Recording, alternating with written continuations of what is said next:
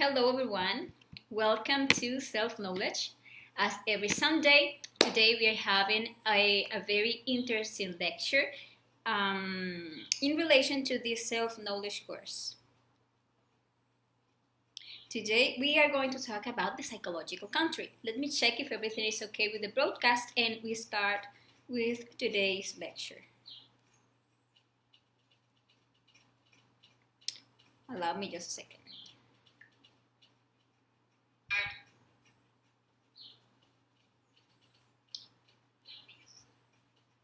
Okay, I think everything is okay.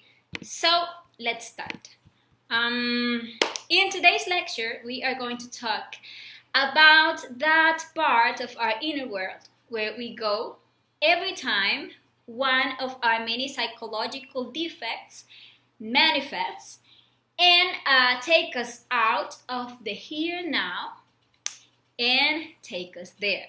It is also where we go every time our physical body falls asleep and we go there to dream. And it is where we go every time our physical body dies. So today we will talk about our psychological country. And this topic is very interesting because by studying and understanding this, we will get out of the error of believing ourselves to be good people, and today we'll see why this is so important. And we are going to learn the importance of living in the present moment, in the here and now, and we will see how to do it. And we are going to learn how to begin to change our center of gravity that currently only revolves around the things of the personality, to move it towards the things of the consciousness, so that we can start that wonderful path back to the source or the absolute.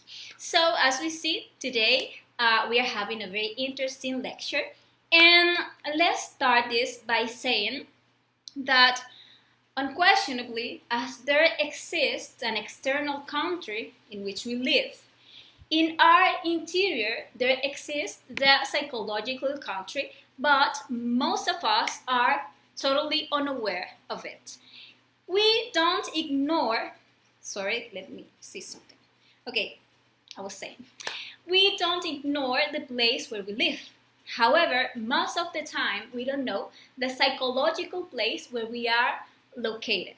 We know at a given moment the place where we are physically located, but without even remotely suspect the place of the psychological country in which we have gotten into. We have a physical body that allows us to have a constant presence in this third dimension, but lacking an astral body that handles our emotions and lacking a mental body that handles our thoughts. Instead, we have only principle of these bodies.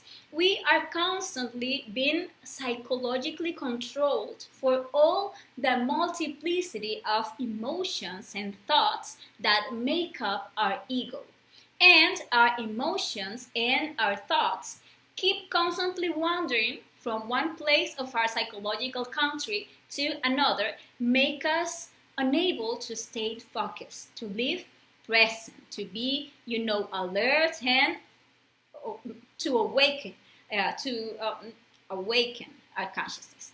And we can see that just as in the external country in which we live, there are very beautiful and pleasant places, so in our psychological country, there also are very beautiful places, like those to which we psychologically go when we are in love and we have such pleasant emotions and we imagine such beautiful scenes, and all those scenes that we imagine take place in our psychological country. But just as in a pleasant moment we can feel, think, can imagine beautiful and pleasant things, in unpleasant moments of fear, anguish, worry, or anger, we psychologically move to very ugly and sometimes very wicked places in our own psychology. But just as in the external country in which we live, there are ugly places where perverse and horrible things happen, so there are places in our own psychological country. And it is interesting to observe how everyone has their own particular psychological country. As two people can listen, for example, the story of a tragic and bloody news, and each one of them is going to set that scene in his mind in a totally different way from the other, according to what each one carries in their own psychology. Each one will recreate the story in their mind with their own characters, their own places, and will even add or subtract details according to what exists in their own psychological country. And the reason these places exist internally is the same reason why these places exist externally, because of the kind of inhabitants who live there. Just as in the outside world, there are all kind of people, cultured people, honorable people, nice people, as well as dishonest people, cruel people, wicked and unpleasant people. Thus, within us, there is a multiplicity of people who manifest themselves in us from moment to moment, making us think in this or that way, making us feel this or that, making us do this or that, according to the circumstances that we are living, or according to the mood that we have at that moment. Those people, we can call it like that, are all our different ways of being, all the psychological defects or eyes that make up our ego. We can see that at one point we behave in a pleasant, a friendly, nice way. But if something or somebody make us angry, then we behave rudely. So if something moves, or if lust is moved within us, we behave lustfully. If greed or fear move us, we behave dishonestly. Since everything will depend on the companions we have. There is an old saying that goes, tell me who you walk with and I will tell you who you are. So the companions we have always tend to define the places we frequent. If we have, in the external world, if we have drunk friends, we will have the tendency to visit bars. If we usually spend times with friends addicted to drugs, then we will frequent places where drugs are sold and consumed. If we are related to people who frequent brothels, we will end up in brothels. If we usually hang out with business people, then we will end up in meetings, in offices. Like if we get together with musicians, let's say, we will go to concerts, to rehearsals, etc. But what happens? Likewise, within our psychological country, we have our companions that are our different eyes who take us to different places in our psychological country according to our psychological characteristics, which could have no relation whatsoever to our external characteristics. Because we can see that externally we can project one thing, while internally we can be something totally different. Externally we can be located in a certain place and pretend certain things, while in our psychological country we are in completely opposite places, thinking, feeling, and desiring other things. We could illustrate this with certain examples. We could see, for example, a virtuous lady, magnificent wife, exemplary behavior, faithful, decent, honorable, physically located in a beautiful mansion, but might find herself within a den of prostitution within her psychological country because of her lewd eyes. Because all day she is being carried away by her lustful eyes, like for example, when she sees the neighbor or the gardener or the delivery man, or the actor in the movie or the series, and she imagines all kind of lustful scenes, then psychologically she is involved in models and places of prostitution, even though externally she is in her beautiful mansion, pretending to be a beautiful wife, let's say. But we could also see a gentleman known for being of impeccable honesty, so honorable, good citizen, and we see him in a business meeting, neatly dressed in a suit. But within his psychological country, he can find himself located inside a den of thieves due to his robbery eyes stuck inside of his unconsciousness. And although he seeks to appear very honorable, internally he might be planning how to take advantage of that business, how to make the other do badly for him to be promoted, what strategy to use so that the competition breaks to stay with the monopoly of the market in which his business operates. And why not? He could even find himself planning how to steal the amount of money he needs to supply some luxury or some need. And reflecting on this, we can see that what is seen on the outside is almost never compatible with the internal reality. Just as the old saying goes, faces we see, hearts we don't know. We could even see a monk cloistered in a monastery, while internally he could be located in a colony of assassins, gunmen, robbers, drug addicts, precisely to the infraconscious sides of him, so unconsciously submerged deep within the most, let's say, difficult recesses of his own psyche. Because even though it could seem incredible, crime also hides between the incense of prayer. Under the sacred dome of the most divine sanctuaries, crime is clothed in the robe of holiness and the sublime word. And we could take any of the thousands of examples and situations that have happened with that so-called men of God in the various churches and in religious cults that we all know, because as long as we don't discover and accept that evil resides within us, and we begin to work on ourselves, and instead of continuing to see God and Satan as something external, we will continue to believe ourselves to be good and victims of circumstances without ever achieving a real and definitive change within us. The external, we need to know that is just suffocate. What we carry internally in our own psychology is what truly defines us.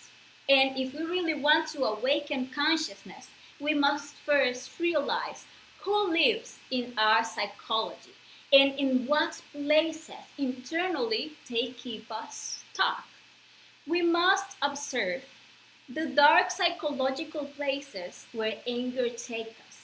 Someone offends us, and on the outside, we put up with it. We pretend that they didn't hurt us due to the personality or due to a religious belief or even due to a concept. Like you believe that you have to vibrate in love and you just show like this pleasant facade. Nothing happened. But what is happening internally? For real? We are criticizing, we are offending, we are hurting, and why not? Inside us, we are even murdering that person. But we believe that the internal is the unreal, and we don't give much importance to that psychological place in which we have gotten at that precise moment. That is why we can see the cases of very good people who from one moment to another turn out to have killed someone or turn out to have raped their daughter or suddenly discovered that the person was cheating and so on. But It is also see how commonly happens that after a person commits a heinous crime, cannot explain himself how he could have been able to do that. I'm not like that, the person says. And everyone tends to defend his innocence because that person is not capable of that. But what happens is that we don't really know ourselves. We don't want to face our own perversity. We want to believe ourselves to be good. And or even if that means living all our lives self-deluded. Faces or being faced with a hard situation, there we act in a wrong way. We react wrongly and we make a mistake, and what we do? We blame the circumstance or we blame the other person, but we don't stop to see what is moving inside us. We don't stop to observe our own psychological defects alive within us, who are the ones who manage us, and those who, if we don't observe ourselves and if we don't eliminate them through the psychological death, sooner or later, in the right circumstances, or let's say in the wrong circumstances, they will lead us to make all kinds of mistakes that later we will only regret. And worse, they will never allow us to awaken our consciousness, since all those negative ways of being that we carry inside us have our consciousness trapped. Another thing, that is important to understand is that our ego, each of our eyes, come with us existence after existence. However, the personality is different. We create a new one in each existence. Each time we are born again, we create a new personality that is like a new facade, formed by our name, our nationality, our last name, our like and dislike, formed by what we have been taught, the behaviors we saw in others, and especially from our family members, the way they formed us, the education they did or didn't give us, the moral principles, the social and the religious concepts that we take from others, etc. All that form that external way of being that we show to others, and that many times we come to believe that it is who we are. But it is only an energetic vehicle that when the physical body dies, it will also die. But the ego, each of our psychological eyes that we have been creating in existence after existence, they passes from one life to another, and they live within us and wait for the precise moment to manifest through us and feed on our energy to continue growing. And if we don't start to observe ourselves and bring a light into that unknown world that is our interior, we will never be able to really know ourselves. And we will never be able to achieve a true and radical change within ourselves. We must understand that believing ourselves good or believing ourselves to be good people will not make us any conscious. Trying to be good will not make us conscious. It will only continue to feed that false concept that we have created of ourselves. And that it is precisely that concept, the one that doesn't allow us to wake up. Because it convinces us that we are well, that we don't need to change. Because we think we are model citizens, exemplary people, because we haven't killed anyone. We don't steal, we don't smoke, and in case we smoke, well, at least we don't do meth. We don't drink, maybe just a little. We don't harm anyone. Because we are very good people, and that self-knowledge thing and eliminating the psychological defects we think is perfect for others, for the guy who does this or that thing, or to my neighbor who spends it in this or that thing. And we don't realize that all people are only mirrors where my inner evilness is reflected. that if the same defect that I'm pointing out and judging in others didn't exist within me, then I simply wouldn't point out or judge them because I would have an understanding about that defect. If I don't have a defect, it is because I have the virtue. But we must learn to differentiate a virtue from a repressed defect. It is very different. All defects have two poles, an active and a passive one. And the passive one tends to look like a virtue or to believe itself a virtue, but it is not. A virtue, it is actually the absence of the defect. A virtue is consciousness, is having eliminated that defect from you, thus having a deep comprehension about that defect that will make you understand exactly why that person acts that way. Therefore, you would never judge him, you would never criticize him. Rather, you deeply respect him and give your disinterested help to that person so that he can wake up. And that is something I think is very important to understand. That what I criticize the most in others is what most abounds in me. And only when we dare to see and recognize that we are not as good as we think, that we are not as honorable as we want to appear, rather we dare to observe ourselves as we are, to face our own darkness, to face all the psychological eyes that are constantly manifesting in our mind, in our imagination, in our emotion, in our instinct, in our sex. And we decide to judge ourselves, but ruthlessly, to stop looking for external culprits to our reactions and external culprits for our own ways of thinking, feeling, and acting.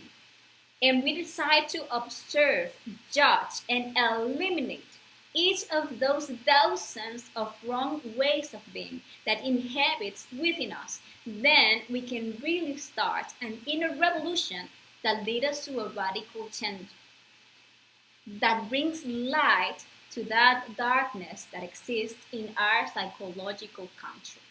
That is why it is said that there is much virtue in the wicked and much weakness in the virtuous, because the one who is a bad person and accepts his evil, at least he is sincere with himself and has a much better chance of changing because he understands that he has, hit rock bottom, because he recognizes himself as a pervert.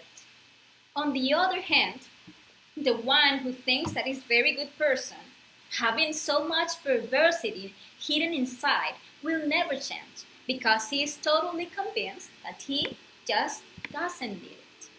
So we must start by identifying where we spend it in our inner world. We must learn to recognize every time a psychological defect is taking us out of the present time and moment, out of the here and now, and taking us to another psychological place and to another psychological moment. We must know that the only place and time in which our consciousness can manifest is in the here and now. Our physical place and our psychological place must be always the same. Leads me psychologically. Or to what den of lust does this lascivious, adulterous thought want to take me? Or to what dark cave of my inner world do I go to torture that person who am I criticizing, judging, and pointing out? By making these reflections and being in self-observation, we can get to identify all the psychological defects that wants to manifest in us from moment to moment and that wants to take us out from the here and now. And each eye who we manage to observe at every moment, we are going to judge it. We are going to realize it is a psychological defect and it must die because it is not from my consciousness. So it must die so that the versions of the soul can be born in us. And we are going to do that to appeal to that part of love that has the power to transform us internally, which is our particular Divine Mother. And we are going to ask her, Divine Mother, eliminate this defect for me. We ask for death for every defect that we discover at every moment. And we will see how within our inner world, in our psychological country, a true transformation will take place. And also we are going to check that transformation of our psychological country in the astral world, which is that world of dreams that we visit every time we go to sleep. We are going to experience the transformation of our psychological country. If before everything was darkness and unconsciousness, if we went out to the astral all the time, living all kind of things without having the slightest awareness of being outside the body, and there we saw all those people and animals or ourselves doing all kinds of perverse things, and we didn't even have the consciousness to face it or to modify anything in that inner world. Now, when doing this work of being in self-observation, of keeping ourselves conscious in the here and now, and eliminating with the psychological death all the psychological defects that tries to steal our energy and to get us out of the present moment, we are going to see and experience the changes by making constant efforts to be awake during the day, eliminating every defect that is manifesting. That will be reflected in the fact that we will be able to gain more consciousness in the astral. More and more, we will develop the ability to realize when we are not in the physical plane, but in the astral world. That is the world of the dreams. And if we find ourselves, let's say, dreaming in such a place that supposedly is our home, but is not, we will have the consciousness of saying, no, this is not my home, this is a dream, and thus to know ourselves conscious in the astral. Then having the opportunity with more and more frequency, in the astral, to invoke those higher parts of our consciousness, to invoke our internal Father, our Divine Mother, talk to self-realized masters, receive guidance, teaching and knowledge for our inner work, for our spiritual advancement. So, if, as we are now, we are not constantly experiencing these things, we are not being able to stay focused, to hold consciousness here and now for, let's say, 5 minutes. If we are not being able to have a constant awareness of ourselves and a constant awareness of the existence of the other dimensions of the nature that converge with this one here and now, if we are not being able to become aware every time we go out to the astral world, when we go to sleep, if every day we act mechanically according to what the defect acting at the time dictate us that we should act, if an uncomfortable circumstance, then we react with anger. If a lustful circumstance, then we react with excitement. If a banquet, we react with gluttony. If someone offends us, we react with pride, without having a real control of ourselves, of our mind, of our emotion. All of that should call our attention that we are definitely not as good as we thought, that it is urgent to start working on ourselves, practicing, so we start to awaken. Much has been speculated over time about where we go when we die. And the answer to that question is closer and clearer than we think. It is to our psychological country. Just like every night when we go to sleep, our soul leaves the physical body so that the body is recharged by the vital body, and our soul goes out to that inner world to have direct experiences in that psychological country. But it goes out totally unconscious, totally asleep, taken to any part of our psychology, of any of our multiple psychological defects, and we are not capable, however absurd the experience may be, of realizing that we are dreaming, that we are in the astral. We can actually see in a dream a three-headed dog. We can see elephants flying. We can see anything, and we are not called upon to realize that we are not in the physical world. That is the state of unconsciousness that we have.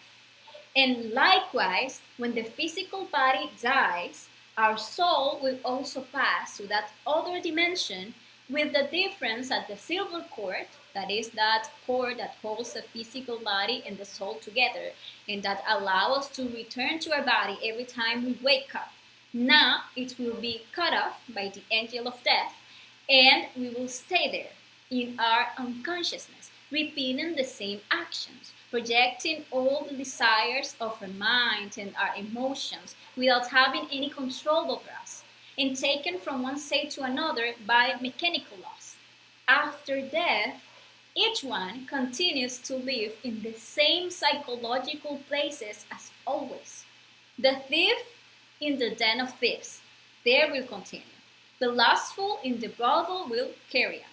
And the irate, the furious, will continue to live in the dangerous alleys of vice and anger, until by a mechanical law, that is the law of return, he has to return to another physical body if he still has an existence as a human, or to return in another kingdom of nature if he has already exhausted his existences as a human. And we must remember that the essence itself, that is what we really are, is very beautiful. It came from above, from the stars, and unfortunately, it is trapped within each of all these eyes that we carry within. That is the reason why we are so unconscious now. That is why we are so unconscious when sleeping, and that is why we are so unconscious when we die. In opposition to what the eyes do, the essence can actually retrace the path, can return to that original starting point, can return to the stars. But we must first free our essence from all its bad companions who have it stuck in the suppers of perditions that we have in our psychological country. We have to release each of the portions of our consciousness trapped in each of our psychological eyes. If we awaken consciousness, if we eliminate each of those eyes that keep us dreaming and that do not allow us to wake up, when the moment comes when the physical body must die, we will move to that other dimension with full consciousness. And we will simply be able to decide what to do, where to go, and what steps to take to continue advancing in our spiritual development. If we manage to be conscious in the day-to-day, we will have conscious in the astral, and we will have consciousness after death. And to achieve this, it is urgent that we transfer our magnetic center, which is in an abnormal way we have established in our false personality. We must transfer it to the essence, since with the magnetic center established in our personality, we will live in the most dark psychological dance. Although in the daily life we are, magnificent citizens, examples of magnetic centers according to the interest of the person. We could say, like for example, a seller will have his center of gravity turning around his sales, his customers, his profits, his losses. A musician, let's say, will have his center of gravity turning around his concerts, his rehearsals, his fans. A housewife will have his magnetic center turning around her house, her cleaning things, her kids, her husband. Let's say a lawyer will have his magnetic center around his judgments, his clients, and so on. And we need to identify what is our current center of gravity. What are we dedicating most of our time and energy to? Because we need to transfer the center of gravity of the personality to the consciousness, taking time and energy from the things of the personality and dedicating it to the practices of the consciousness, to practice a psychological death, to practice meditation, to practice spiritual birth, which is a sexual practice that we have been taught in this course, to sacrifice for ourselves for humanity, so we develop love and we help others to awaken. And we need to be dedicating more of our time and our energy to those things, to the things of the consciousness. And all that will lead us to awaken and to develop our consciousness.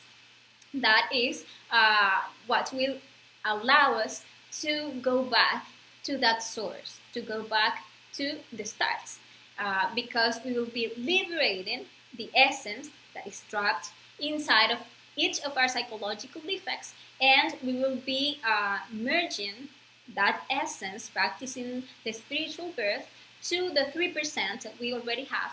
And by working on ourselves, we will be making ourselves more and more conscious during the day, and as I said, more conscious during the night when sleeping, and we'll be more conscious when our physical body dies.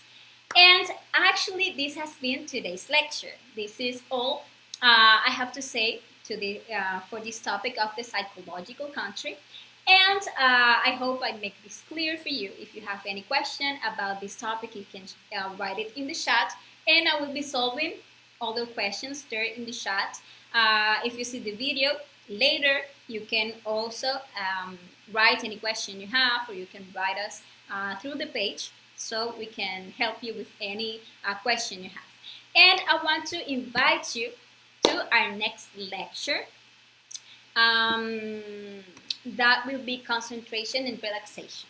That will be next Sunday at the same time through this page. And we are going to learn how we can concentrate and how we can relax. That is very, very important. So thank you very much for watching this video. See you next Sunday. Ciao, ciao.